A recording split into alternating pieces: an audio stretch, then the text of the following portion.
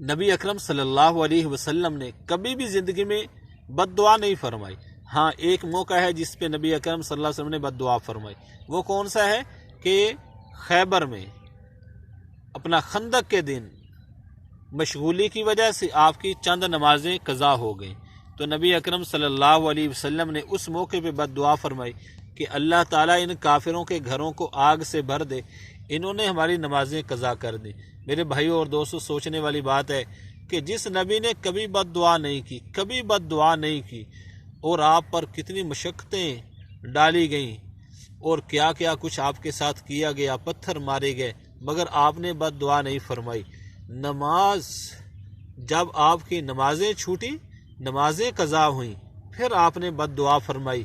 اس سے سوچیں کہ نماز کتنی اہم چیز ہے، کتنی بڑی چیز ہے کہ انہوں نے تو جنگوں میں نماز نہیں چھوڑی، جنگوں میں اور تیروں کی بارش میں اور تلواروں کے نیچے نمازیں پڑھی، اور آج ہم نماز پڑھتے ہی نہیں، سکون سے گھروں میں بیٹھے رہتے ہیں۔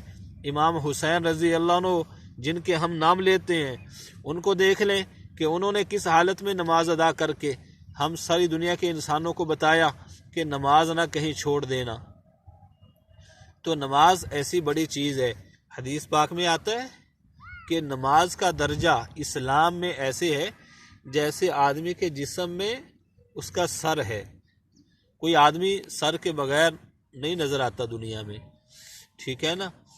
ایسے لوگ ملیں گے جن کے ہاتھ نہ ہوں، ایسے بھی ملیں گے جن کے پاؤں نہ ہوں، ایسے لوگ جن کے دل کا مسئلہ ہوگا، پھیپھڑے نہیں، لیکن ایسا بندہ کوئی دنیا میں تلاش کرنا مشکل ہے کہ جس کا سر ہی نہ ہو۔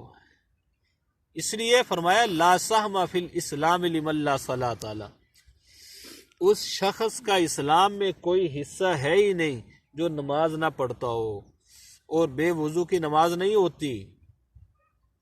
نماز اسلام کے اندر سب سے بڑی چیز ہے، اور ایک حدیث پاک میں نبی اکرم صلی اللہ علیہ وسلم نے فرمایا کہ اے میرے صحابہ، اللہ سے دعا کرو، اے اللہ ہمیں شقی محروم نہ کرنا۔ صحابہ کرام نے عرض کیا اللہ کے رسول، شقی محروم کون ہوتا ہے؟ آپ نے فرمایا نماز کا چھوڑنے والا۔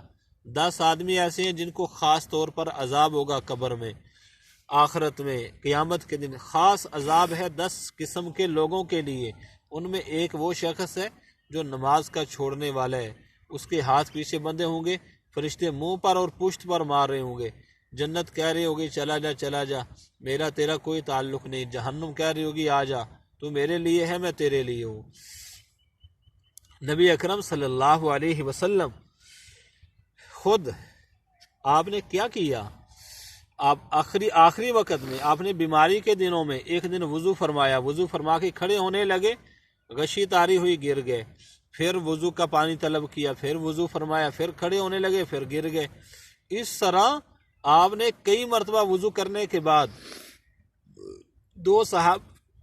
دو صحابہ کے کندھے پہ سہارا لے کر آپ آسرا لے کر آپ مسجد میں تشریف لے گئے۔